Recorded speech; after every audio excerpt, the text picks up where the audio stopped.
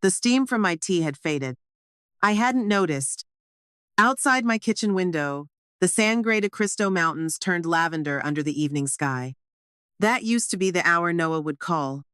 Every Friday. No matter what. I remember his voice young, eager telling me about his Lego towers or the spider he rescued from the tub. "Hi, Birdie, Mom," he'd say, even into his 20s. It was our name, his and mine. Ours alone. But that Friday, it wasn't his voice that broke me.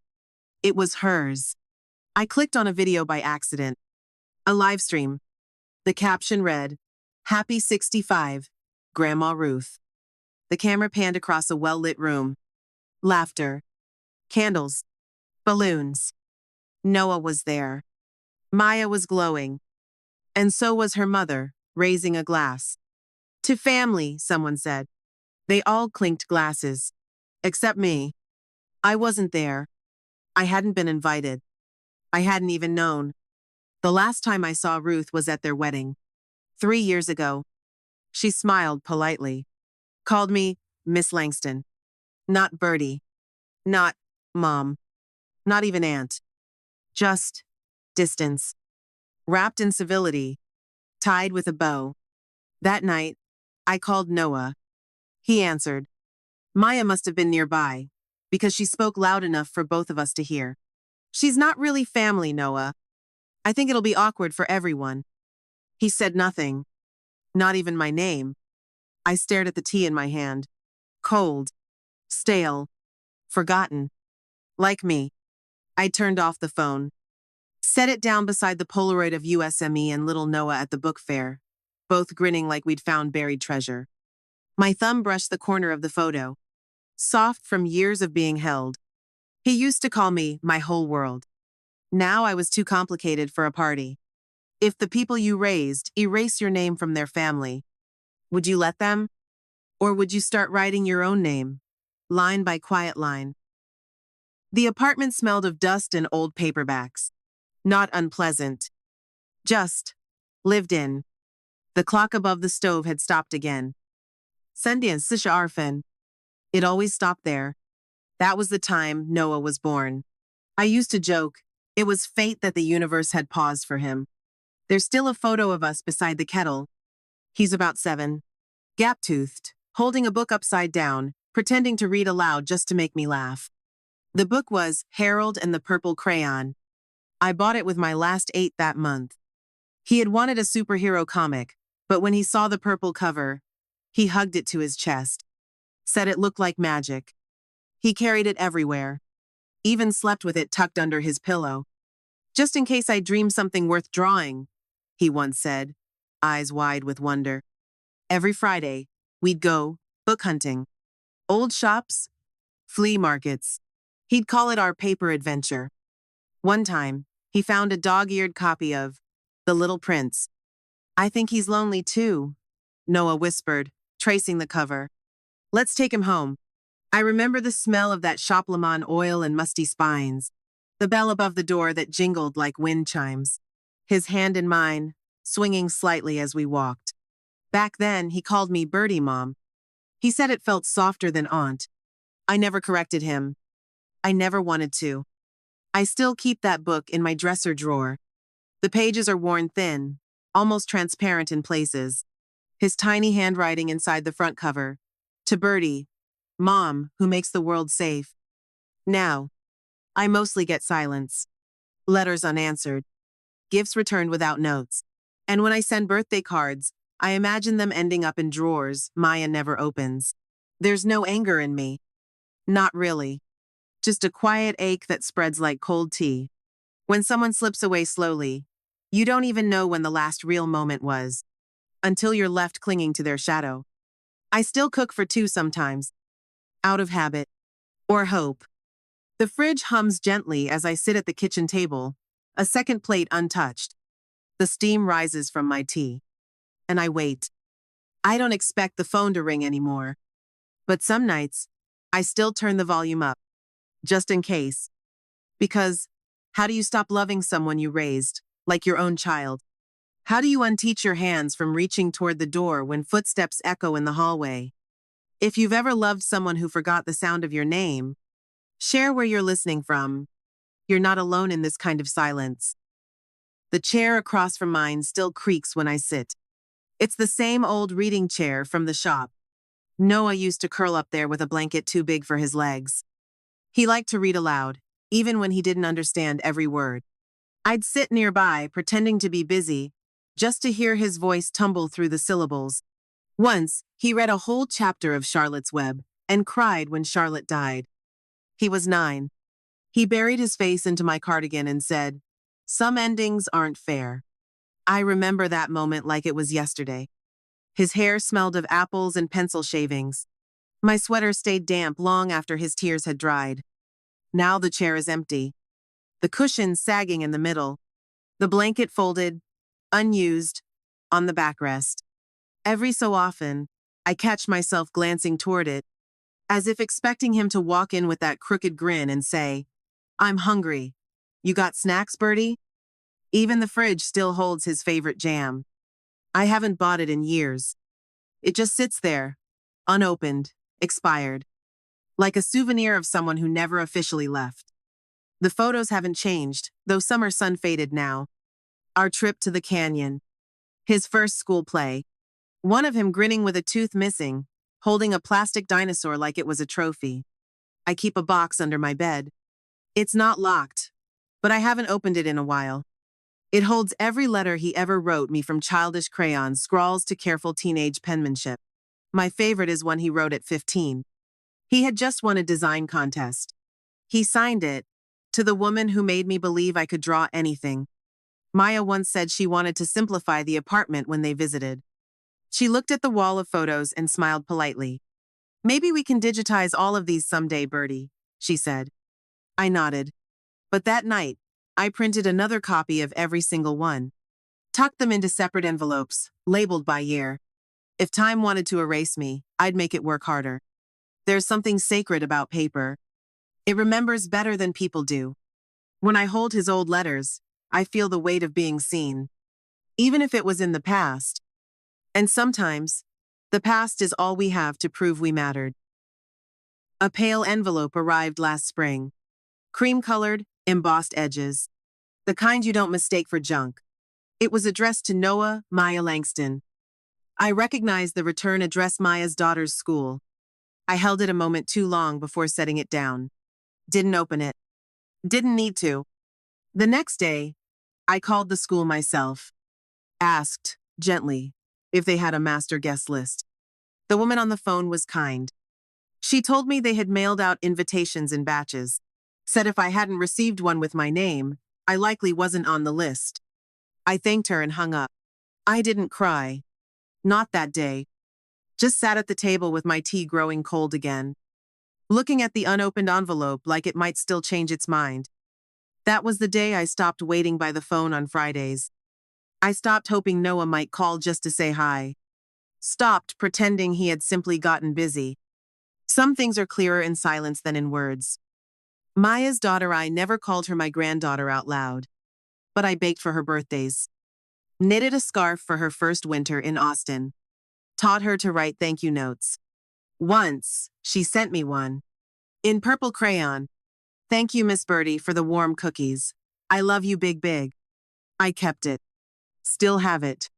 Taped behind the pantry door where no one looks. Now, she's graduating. And the list of who matters no longer includes me. I wonder what they told her. Or if they told her anything at all. Perhaps to her, I faded like an old library book. Still on the shelf, but no longer borrowed. The hardest part isn't the exclusion. It's realizing that you're the only one who noticed. That your absence is silent. No one asked why I wasn't there. Because no one expected me to be. I washed the envelope down the drain that night. Held it under the faucet until it curled and split. The ink bleeding into the porcelain like a secret. That night, I didn't sleep much. The mountains outside turned black against a sky full of stars. Some stars you can still see, even if they've been dead for centuries. I wondered, when did I stop being seen? I still had the card. Handwritten, simple. A blue balloon drawn in the corner. I'd mailed it with a new sketchbook wrapped in brown paper. Lucía helped me pick it out at the library gift shop. Something for drawing the world, she'd said. It was for Maya's daughter. Her 12th birthday. I wasn't expecting a thank you call, but part of me still checked the mailbox for a note. A scribble. A post-it. Instead, I saw the photos on Facebook. The party looked like something from a magazine. Balloons cascading from the ceiling. A pastel cake, tall as a child. Dozens of guests. Laughter so loud I could almost hear it through the screen. Noah was there. Smiling. Carving the cake. Standing behind Maya's daughter with his hands on her shoulders. I looked for myself. Even in the background. Even as a blur. I wasn't there. Not invited. Not mentioned. Not even the sketchbook made an appearance. Not even the card. I sat back in my chair. The screen still glowing. Tea untouched. My eyes wandered to the top shelf of the bookcase. A tiny clay dinosaur Noah had made in 3rd grade. Still smiling. Still missing a leg. I dust it every Tuesday. No reason. Just habit. I remember the birthdays we used to have. I'd blow up balloons until I was dizzy. Noah would help frost the cupcakes, leaving fingerprints in the icing. One year, he made his own crown out of paper and glue. Wore it for days. Called himself King of Books. He asked me to read Where the Wild Things Are 3 times that night. Said it felt real. Said the boy in the story reminded him of himself. Now the stories I hold don't have pages. Just moments like this, quiet, bitter, unfinished. I clicked away from the post. Tried to distract myself. Wiped the counter. Fed the cat. Swept the floor. But the silence kept returning. Thick. Pulsing. Like a truth I didn't want to say out loud. They had a party. They had a cake. They had family. And I was no longer part of it. I told myself there was probably a mix-up. That maybe the invitation had been lost in the mail. That Maya's email must have changed, and I'd missed the update. Excuses are easy when your heart wants to believe them. Even easier when they're all you have left. So I called Noah. My voice steadier than I felt. He answered on the 3rd ring. Breathless, like he'd just come in from somewhere. Hey, Birdie, he said. Just that. No warmth. No guilt. I asked how the party went. He said it was chaotic, but fun. Said they had a bounce house, even though the kids were mostly too big for it. I smiled at the image. Let it rest there a moment. Then I asked lightly if the sketchbook had arrived. Silence. A beat too long. Oh, yeah, he said. It was nice. Thanks. That was all. No mention of the card. No mention of her reaction. He didn't ask how I was. Didn't say he missed me. Didn't say why I wasn't there. And I didn't ask. I couldn't bear to hear the answer spoken aloud. I pictured him standing in the kitchen, phone to his ear, eyes on Maya, waiting for her signal. What to say? What not to say? We used to talk for hours. About everything. About nothing. Now the call barely filled 3 minutes. I said goodbye first. He didn't protest. I sat in my armchair afterward, the phone still warm in my hand. The cat jumped onto my lap, purring like it always did. A small, familiar weight. I closed my eyes and tried to remember the last time Noah hugged me. Not out of politeness, not at a holiday, but because he wanted to. Nothing came. Just vague images his taller frame, my thinning arms around him, a smile that never quite reached his eyes. There's a kind of grief that doesn't wait for death. It just settles in quietly, moves into the spaces where love used to live. I didn't cry. Tears require energy. This was something else. Something colder, quieter, like being erased, one phone call at a time. A week later, Mrs. Delaney from downstairs knocked on my door. She had a jar of strawberry preserves from the farmer's market. Said she bought 2 by accident. I knew she hadn't. Kindness sometimes comes dressed as forgetfulness. She asked how the birthday party went. She'd overheard me talking to the mailman about the package. Her smile was gentle, but her eyes searched mine. It was lovely, I said. A small lie, swallowed like tea gone bitter. After she left, I wandered around the apartment. Not aimlessly, just slowly, touching objects like they might speak back. I dusted the photo wall. The old wooden frames were slightly tilted, each one a chapter from the years that had mattered. But something stopped me. There was a photo I didn't recognize. New frame, new smile, same space. It had replaced the one I'd taken at the canyon. Me and Noah on a ledge, wind in our hair, his arms thrown wide like he owned the world. In its place now Noah, Maya, and her daughter. All three in matching sweaters. All three looking toward a future that no longer included me. I found the old photo in the hallway drawer. Stuffed in sideways, the corner bent. Not even thrown away. Just demoted. Like someone had made a quiet decision. She doesn't belong here anymore. I held the photo for a long time. The canyon behind us glowing red-orange. Our faces open, unguarded. Before layers built up. Before explanations. Before being not really family. Sometimes, removal isn't loud.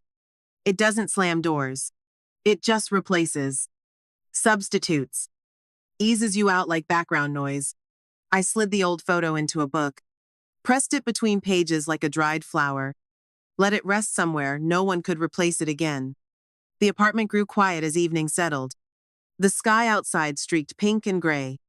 I made tea without thinking. Sat by the window without reason. Somewhere in another home, my laughter had been painted over.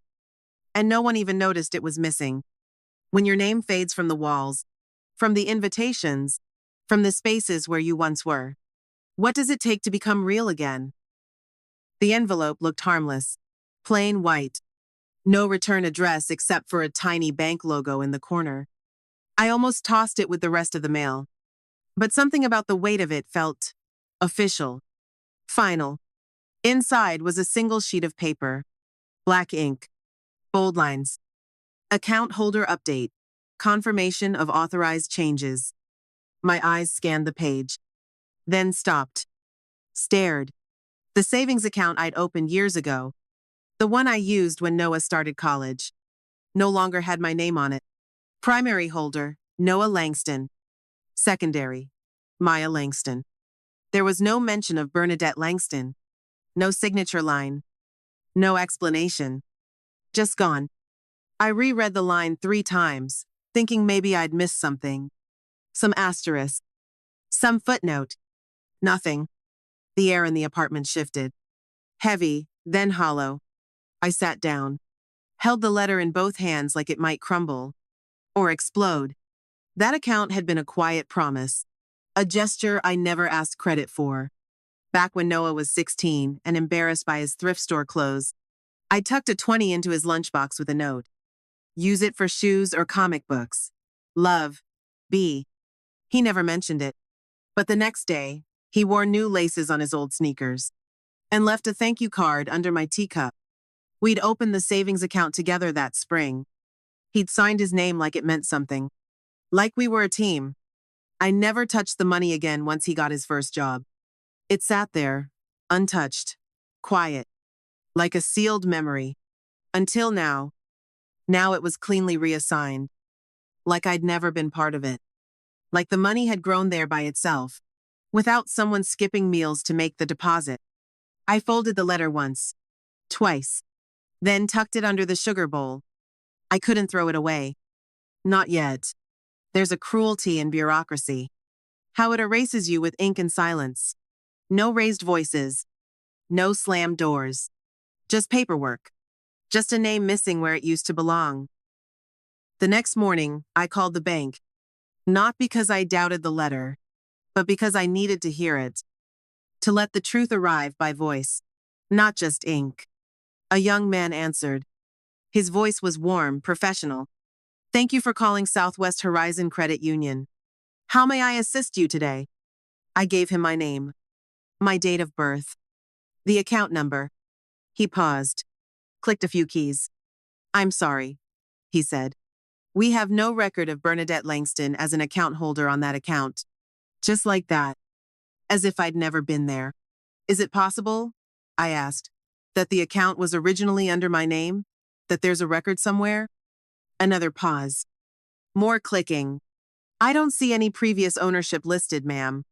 It appears the account has been under Noah Langston and Maya Langston since 3 months ago. 3 months.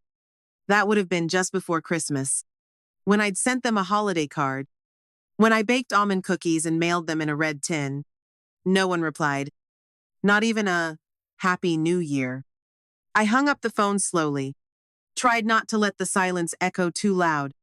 Sometimes erasure isn't accidental. It's strategic. It happens in increments, until you look back and realize you were being unhooked all along. I walked to the kitchen. The sugar bowl sat still, the folded letter beneath it, unchanged, like a wound that refused to bleed. I thought of all the little sacrifices, the years without vacations, the nights working late at the bookshop to cover Noah's braces, the coat I never bought so he could take art classes that winter. None of it mattered now. None of it left a receipt. No paper trail strong enough to stop the system from forgetting me. I opened the fridge and stared. Not because I was hungry, but because the cold gave me something to feel. I pulled out the jar of preserves Mrs. Delaney had given me, set it on the counter, watched the sunlight refract through the glass. Even that seemed more permanent than me. I'd been replaced on a bank account, with no need to be notified. No apology. No thank you. Just a click, and my name disappeared. That night, I couldn't sleep. The apartment felt tighter somehow, like the walls had inched closer. I sat at the kitchen table long after the tea went cold. The letter remained under the sugar bowl. I hadn't touched it again. But its weight lingered, not on the table, in my chest. I pulled out the file box from under the bed. It was dented at one corner, metal clasp rusting slightly, the scent of lavender sachet barely clinging to its fabric lining. Inside, a lifetime of things no one ever asked to see. Old tax returns, warranty slips, handwritten budgets on yellowing paper. And then, a photocopy. Account opening form, 2003. There it was. 2 signatures. His and mine. Mine, neat and deliberate. His, jagged with youth, pushing too hard on the pen. We'd walked to the credit union that spring. He was 16, full of big dreams and messy hair. I made him wear a collared shirt. He complained the whole way, then thanked me for making him look respectable. Afterward, we went for milkshakes. Chocolate for him. Vanilla with cinnamon for me. He called it our bank celebration. Took a napkin, drew a little dollar sign with wings, and said, "Let's watch this thing fly, Birdie." That copy, the one now soft at the corners, was the only evidence that I had been part of it. I held it in my lap, ran my fingers over the ink, like I could trace myself back into history. I thought, for a moment, of sending it to him, not out of anger, just as a quiet offering, a way to say, I was there. You didn't build this alone, but I didn't. Because truth, once denied, rarely finds a welcome mat. I placed the paper in a new envelope, wrote one word in pencil across the front. Was, then slid it to the back of the file box, behind expired warranties and old tax stubs. Not thrown away. Not forgotten. Just buried. Like all the versions of myself I used to be. I stood by the window, arms crossed, watching the mountain outlines disappear into fog. Even they could be erased, given the right weather. I thought of my name. Not on deeds. Not on statements. Not even on family lips anymore. If the world deletes your name from the places that mattered, can you still claim you were ever there? The rain came hard that Thursday night. Fast, loud, sudden, like it had waited for the exact moment I was weakest. I woke to the sound of dripping. Not the soft kind. The kind that echoes. The kind that sounds like something giving up. My ceiling had cracked just above the bookshelf. Water dripped steadily onto the rug, darkening the patch where I used to sit and read before bed. By morning, the plaster had blistered. The air smelled like wet cardboard and something sour. I called the landlord. No answer. I left a message. Then another. By afternoon, Mrs. Delaney had come up with her umbrella and a plastic bucket. She insisted I sleep in her guest room for the night. You can't breathe in that must, she said. Her voice was firm, mothering. I wanted to argue, to stay in my own space, even if it leaked on my head. But I was tired. Tired in a way that sleep doesn't fix. So I packed a small overnight bag, 2 changes of clothes, my toothbrush, and The Little Prince. Not because I planned to read it, but because I needed something that still reminded me of wonder. Mrs. Delaney's apartment was warmer, softer, filled with crocheted blankets and the scent of lemon polish. But it wasn't mine. Her guest bed was too firm, the walls too quiet. The ticking clock on the dresser felt louder in the dark.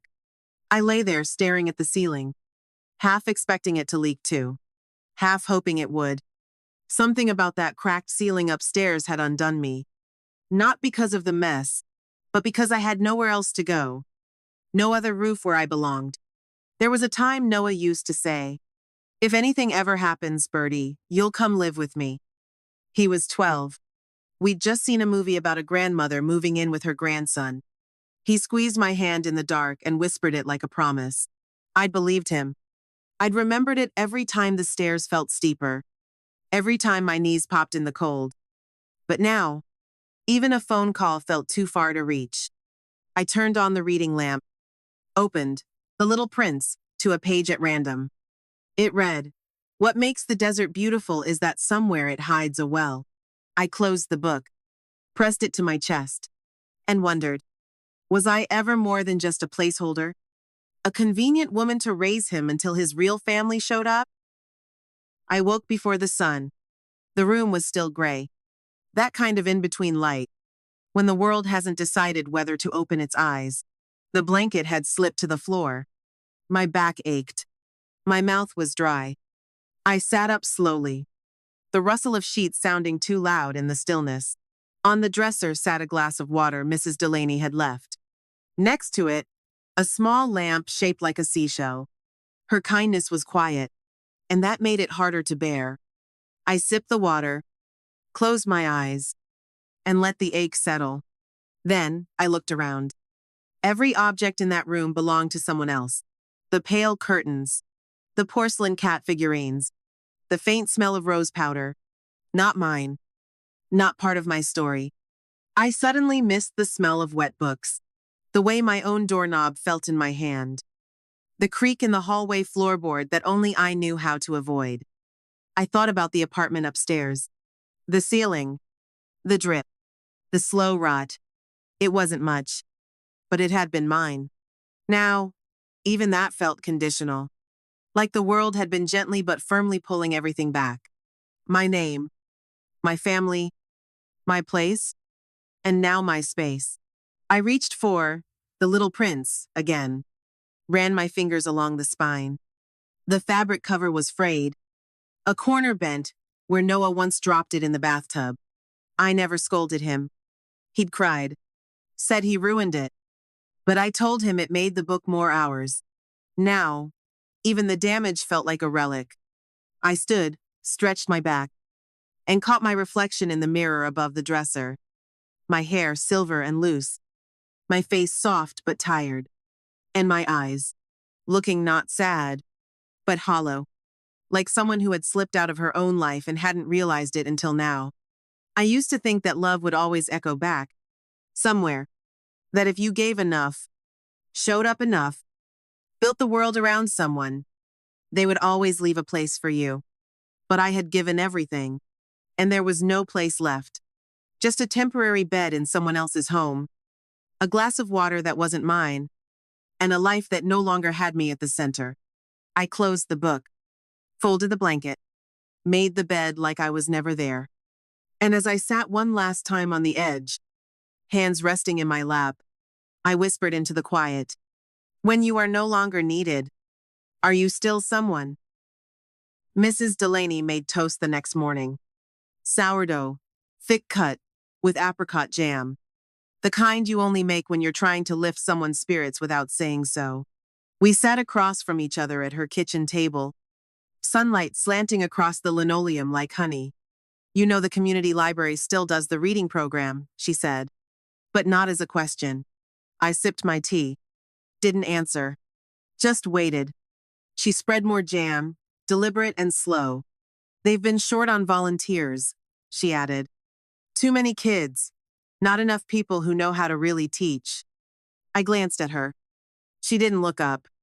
She was giving me space to decline. But she was also offering a door. They mostly need help with the little ones, she said. Some of them don't even know the alphabet yet, let alone how to hold a pencil. I looked down at my hands. Faint ink stains still marked the side of my finger. A ghost from years of shelving books, signing overdue slips, tucking stickers on the covers of picture books.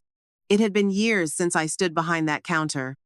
But the memory felt recent, like a coat you hadn't worn in a while, but still remembered how it fit. I thought of Lucía, the little girl I'd seen once or twice in the building.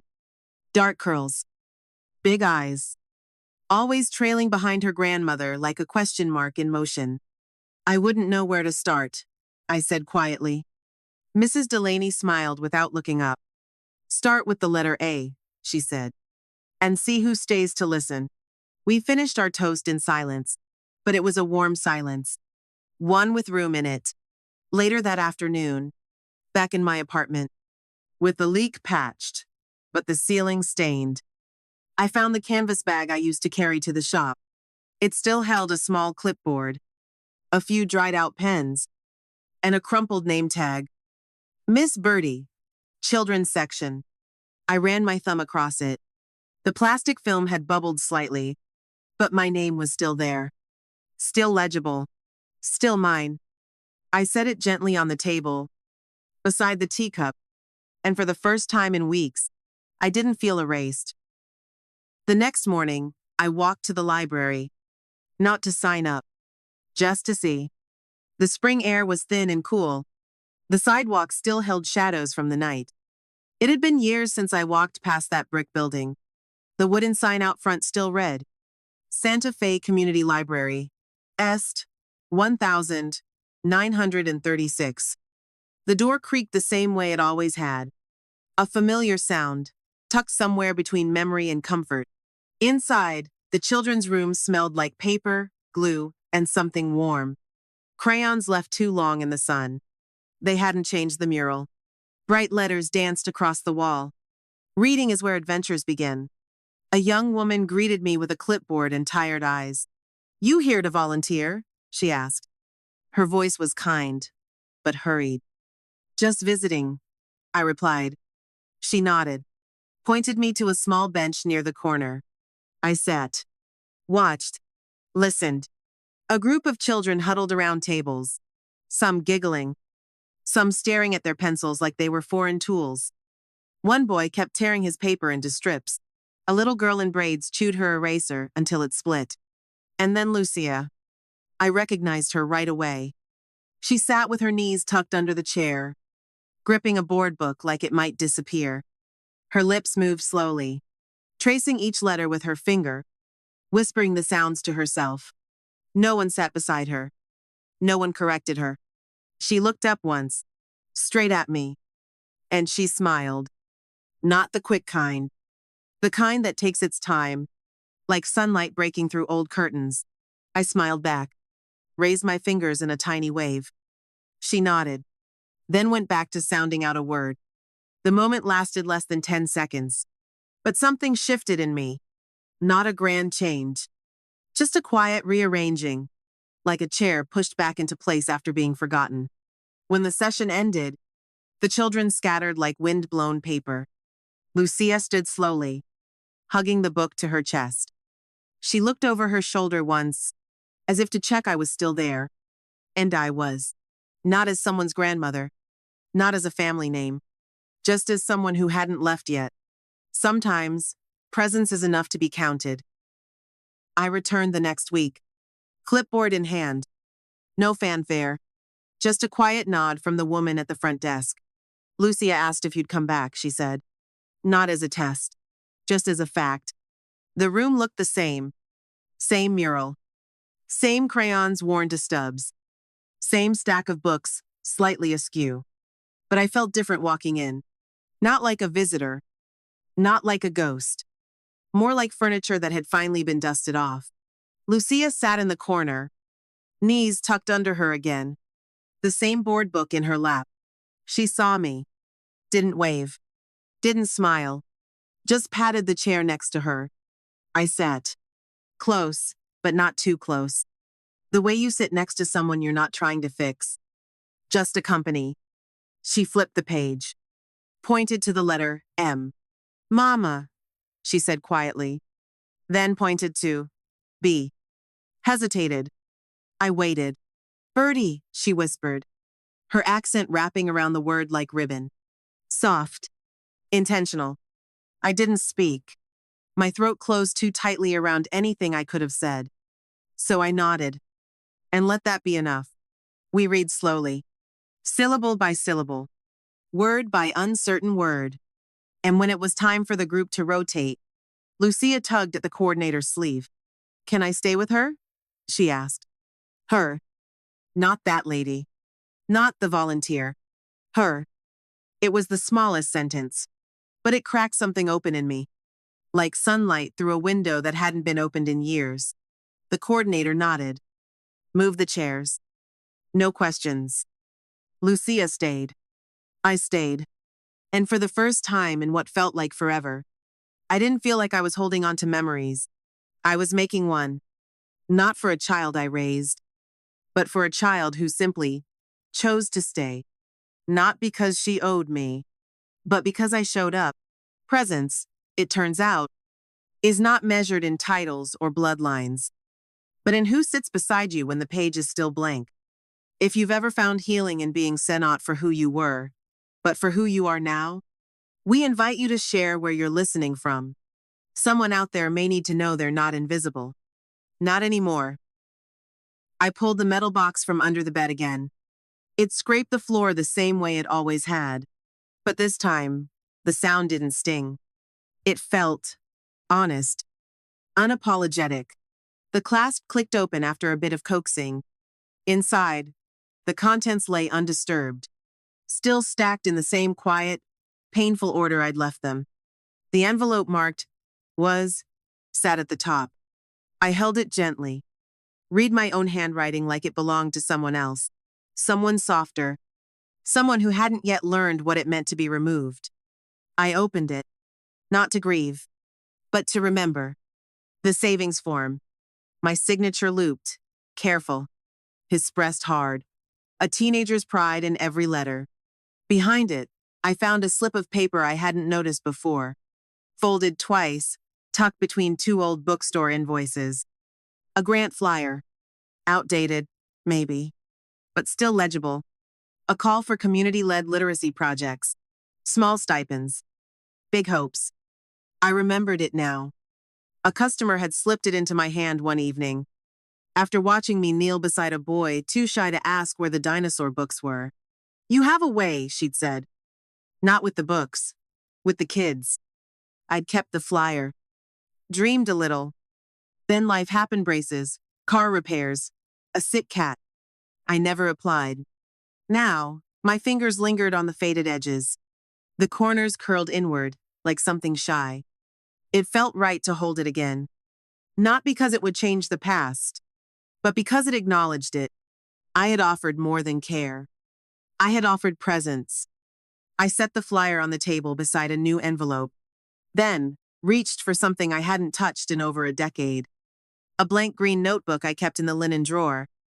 I used to buy them on sale, thinking I'd fill them with recipes, or reflections, or lines from books that moved me, but they remained empty. Too many nights ended with silence, not sentences. I opened the first page. The paper smelled faintly of ink and time. And there, in small handwriting, I wrote, "Stories for those with no family name." The words looked plain, unremarkable, but they held weight. Not because they were eloquent, but because they were mine. I closed the notebook gently, not to hide it, but to protect it. The beginnings of something don't need to be loud. Sometimes they just need to exist. And for the first time in years, I felt the quiet not as emptiness, but as space. The next Monday, I returned to the library. Not for Lucía. Not for story time. For a room. A quiet corner. A beginning. I spoke with the assistant branch manager, a young man with a lanyard full of pins and the posture of someone new to authority. I was wondering, I said, if the community reading room is still available during the afternoons. He blinked. Checked a clipboard. Depends what you need it for. I'd like to start a small group, I said. For early readers. Some of the kids from the complex. They need a little extra time. He nodded slowly. Like he wanted to be helpful but wasn't sure if he should be. I handed him a draft of a flyer I had written the night before. Pencil on yellow legal pad. Nothing fancy.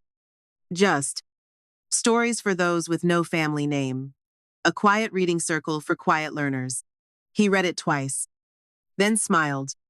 We've got Tuesdays and Thursdays, 2 to 4 p.m., open in room C. Room C. The small one near the reference desk. It used to be the storytelling room when I worked here. He jotted something down. Do you need a volunteer form? I nodded. Took the clipboard. Signed slowly. Paused at the part that asked for organization affiliation. I left it blank. Because this wasn't about an institution. This was about presence. About rebuilding from within without anyone's approval. When I handed it back, he stapled the form to my draft flyer. You'll need to get that printed if you want to post it, he said. I will, I replied. But I wasn't in a rush. I didn't need a crowd. I didn't want recognition. I just needed one child. One empty chair. 1 hour of reading that belonged to no one but us. As I left the building, I passed the front bulletin board. Dozens of flyers fluttered under pushpins. Dance classes, knitting circles, tax help. No one knew I used to be part of this place. No one remembered my name. But strangely, that didn't hurt anymore. It meant I could begin again. On my own terms. No legacy to protect. No family to please. Just a green notebook. A quiet plan. And a room with an unlocked door. I arrived early that Thursday. Room C smelled like dry carpet and forgotten paper. 2 folding tables. A stack of mismatched chairs. It was perfect. I opened the window a crack. Just enough to let in the breath of spring. The library lawn was greening again. Soft shoots pushing through soil that had forgotten they were capable. I wiped the tables with a cloth I brought from home. Dusted the windowsills. Set out a basket of crayons. Not because anyone told me to, but because I knew what it meant to enter a room that someone had prepared for you. Not out of duty, but out of welcome. On the whiteboard, I wrote, "Welcome to Quiet Stories." The marker squeaked. The lines wobbled.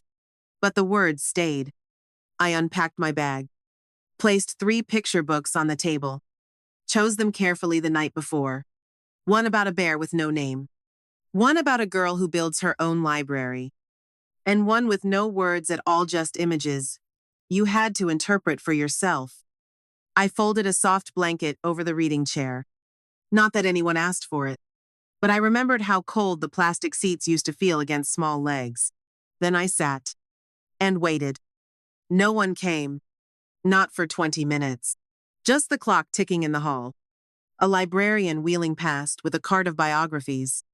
My own breath, measured and slow. And then, a knock. Lucía peeked in. She didn't say anything. Just looked around. Her eyes landed on the bear book. Then the crayons. Then me. Can I color while you read? She asked. I nodded. She walked in, carefully, as if entering a room full of music she didn't want to interrupt. She sat, opened the crayon box, chose the green one. I opened the bear book, cleared my throat, and began to read. No cameras, no applause, just the sound of one page turning, and the faint sound of a child beginning to hum under her breath. Not a song I recognized, but something that sounded like memory. They erased my name from the records, from the invitations, from the walls. But they can't erase the voice that reads a story, or the girl who asks to stay and listen. And they'll never erase this room. Not now. Not anymore. The invitation came by email. Not from Noah. From Maya. Subject line: family brunch. This Sunday. The body was short, polite, dry. We'd like to reconnect and clarify some expectations moving forward. Hope you can join us. Noon. No location. But I knew. Their house on the edge of town, modern, sunlit, too clean. For a moment, I hovered over the keyboard. My fingers stiff, the cursor blinking like a dare. Then I typed, "I'll be there. Thank you," and pressed send. I didn't dress up that morning. Just wore what felt most like me. A soft gray cardigan. The earrings Noah once made in 8th grade. I brought nothing. No apology. No gift. Just one thing in my tote bag. The green notebook. The door opened before I knocked. Maya stood there, backlit by glass and cold air. Her smile didn't reach her eyes. "Birdie," she said, stepping aside. "We're glad you came." I walked in. The house smelled like rosemary and polished wood, like a place that tried too hard not to remember. Noah sat at the table, button-down shirt, fingers tapping his coffee mug. He didn't stand. Across from him, Maya's daughter scrolled her phone. She didn't look up. I took the empty chair, the one farthest from the window, the one without a placemat. Maya poured juice, sliced bread, talked in circles. About expectations, boundaries, where we all stand. I listened, nodded once. Noah said little, just sipped, swallowed, avoided my eyes. When they finished, Maya folded her hands. "We just want everyone to feel clear," she said, her voice too warm, too measured. "About roles, about space." I reached into my tote, placed the notebook on the table, slid it forward. "This is mine," I said. Calm. Even. No one touched it. Maya tilted her head slightly. "Curious. It's a reading project," I continued.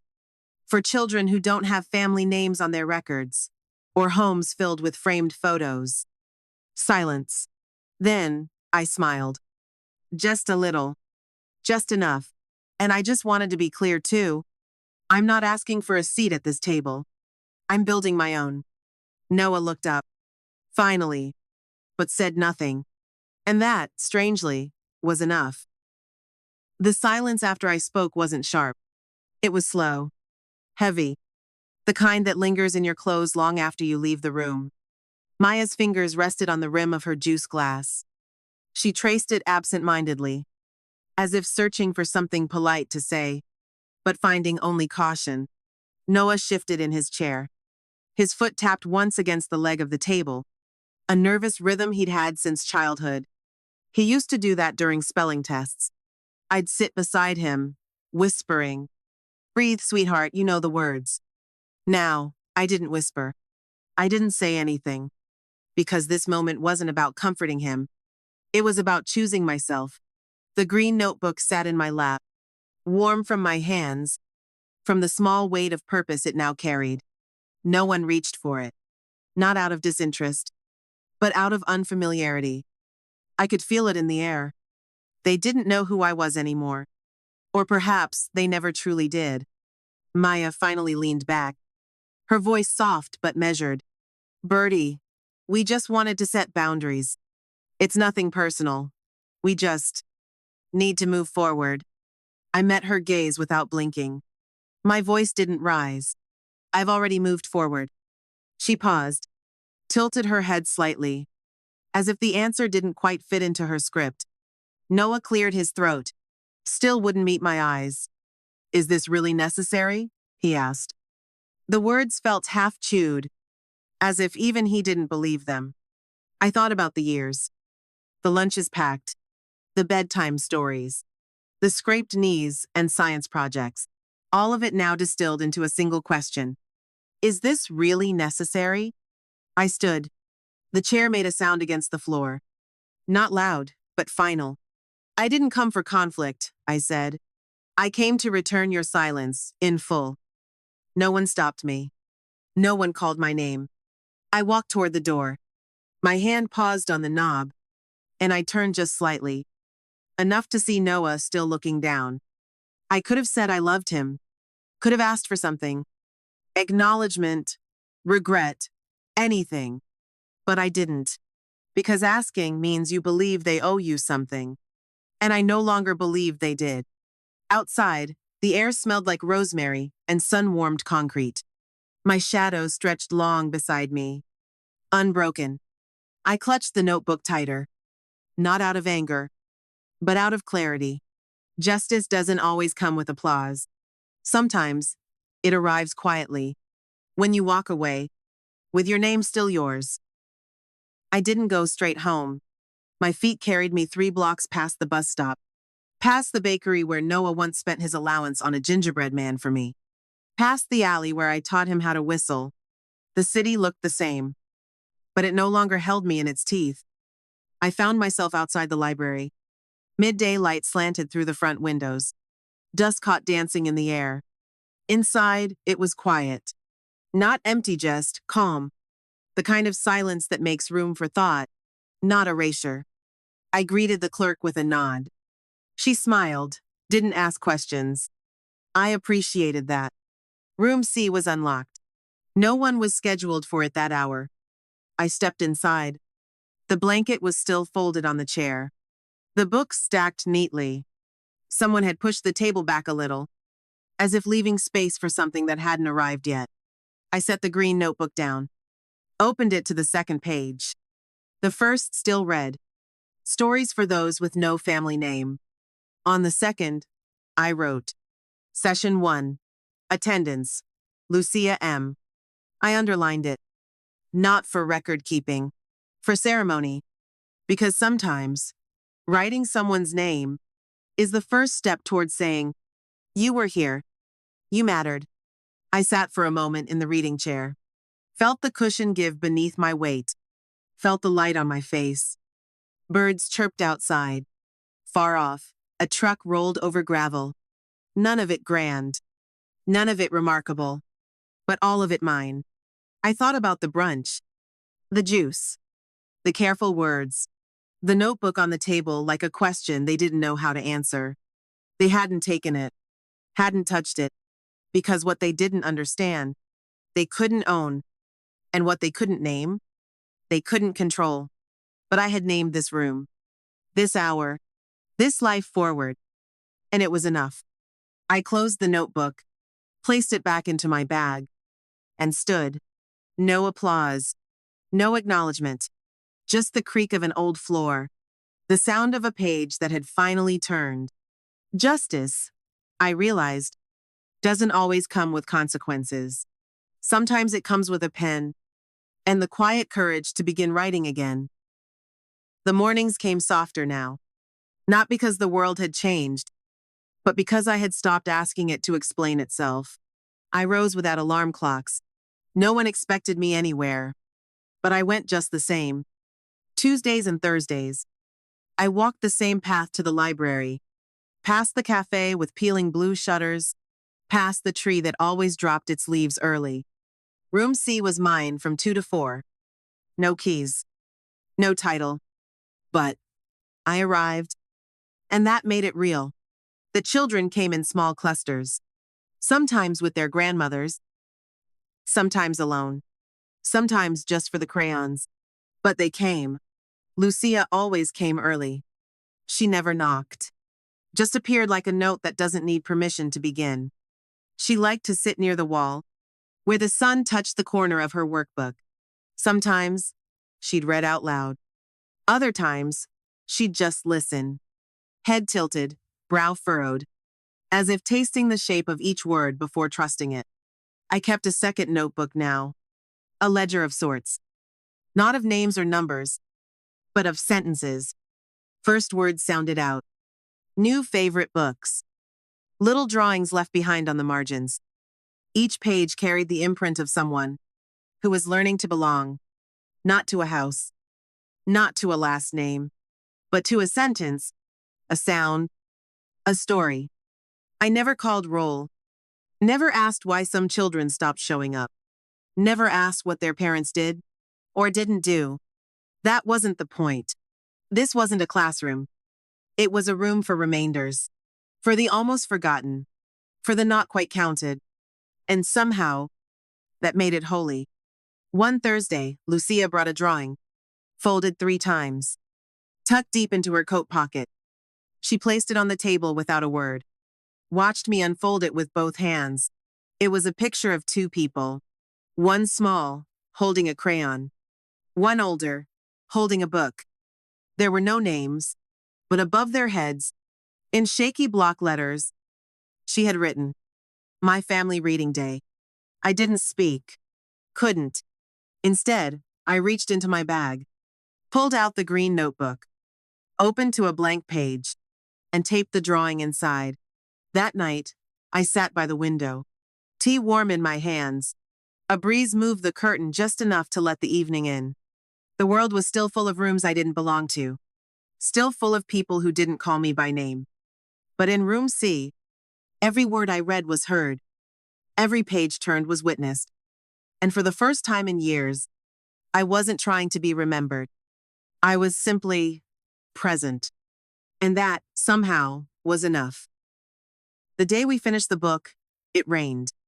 Not heavily, just enough for the windows to blur, for the air to smell like wet pavement and jasmine from the side yard. Lucía came in with damp cuffs and bright eyes. She held the final drawing in both hands. A sunset, 2 chairs, 1 book open between them. She laid it down gently on the table. "Last page," she said. I looked at it a long time. The colors were soft, but the lines were sure. She had drawn my cardigan in detail, even the loose button. "It's perfect," I said, and meant it. We bound the pages that afternoon with red thread, each hole punched carefully. The kind of care you give to something that no one else will see. But that matters because it is yours. Lucía asked what we should call it. I let her choose. She thought for a long time, then whispered, "For those who showed up." I nodded. Didn't need to change a word. Before she left, I opened the green notebook. On the last page, I wrote, "This book was made by 2 people who didn't share a name, but shared a promise, to listen, to sit, to stay." Then, below that, I wrote something I hadn't written in years. "With care, Birdie Langston." I signed it slowly. The pen pressed firm, each letter deliberate, like claiming space. On paper, on earth, in memory. After Lucía left, I sat alone in room C. The windows streaked with rain, the floor quiet beneath my chair. I thought about all the things that had been taken. Names, roles, rooms, recognition. And all the things that had not: kindness, voice, the right to begin again. Some legacies aren't built from what we leave behind. They're built from what we insist on becoming, even when no one applauds, even when no one sees. But someone always does. A child, a neighbor, a stranger who needed a story and found your voice inside it. The rain eased just before I packed up. I folded the book in tissue, tied it with a soft ribbon, and left it with the librarian at the front desk. "Donation?" she asked. "No," I said, smiling. "Belonging." That night, at home, I opened the windows, let the breeze move through freely. I poured tea into my oldest cup, the one with the tiny chip on the rim. I sat in my chair, no longer waiting for a knock, or a call, or a place to be invited back into. The place was here.